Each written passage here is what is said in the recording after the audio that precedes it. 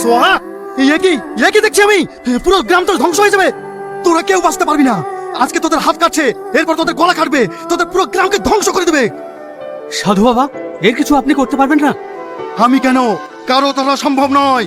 এই গ্রামে কাল ছায়া নেমে এসেছে। তোরা যদি বাঁচতে চাস, এই গ্রাম থেকে পালিয়ে যা। আচ্ছা, আপনারা কি করছেন বলুন তো? একটা পুরো গ্রামকে গ্রাম ফাঁকা হয়ে যাচ্ছে, আর আপনারা হাত গুটিয়ে বসে আছেন।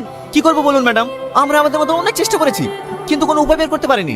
আচ্ছা, আপনি একটা কথা বলুন তো, এই গ্রামের লোকজন গ্রাম ছেড়ে কোথায় যাচ্ছে? ম্যাডাম, জমি জায়গা সব বিক্রি করে দিয়ে এ ওর আত্মীয়র বাড়ি চলে যাচ্ছে।